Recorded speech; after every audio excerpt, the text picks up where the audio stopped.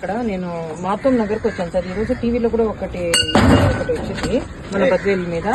ఈ మాతోం నగర్ లో మధ్యలో సంటయ్య అని ఈయన హ్యాండిక్యాప్డ్, ఆయనకి విజువల్లీ హ్యాండిక్యాప్డ్. అయితే ఆయనే పోయి రేషన్ తీసుకొని వస్తా ఉన్నాడు అనమాట.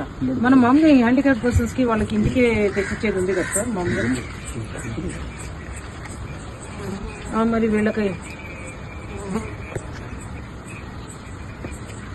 మీకు మామూలు కాదు, ఈయన ఇక్కడే ఉన్నాడు నా ఎదురుగా. అయ్యా సంటయ్య సార్ లైన్ లో ఉన్నారు, స్పీకర్ పెట్టినాను. నేను ప్రతి నెల నువ్వే పోయి తెచ్చుకుంటున్నావా? అమ్మా మీరే తెచ్చుకుంటారా?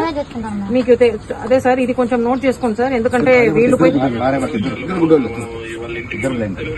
అలా కాదు సార్, వీళ్ళు ఇద్దరికి చూపు సరిలేదు.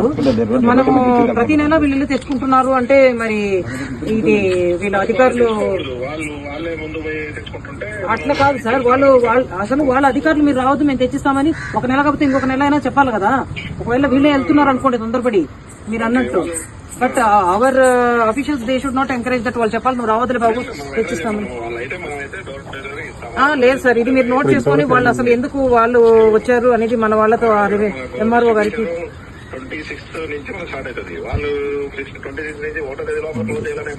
లేదు సార్. అలా కాదు సార్, నేను చెప్పేది విషయము.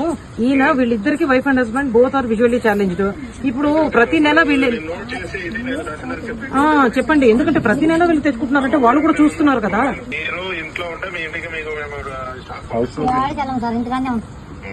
సరే సార్, నెక్స్ట్ మంత్ నుంచి ఇది రిపీట్ కాకుండా మన అఫీషియల్స్ కి చెప్పండి సార్. ఆయన మా పాపం కాలు కూడా బాగాలేరు ఆయనకి సార్. వీళ్ళకి హౌస్ సైట్ కూడా లేదంట సార్. ఎట్లా వీళ్ళని ఒక అర్జీ రేపు వచ్చి మీకు ఇస్తాను.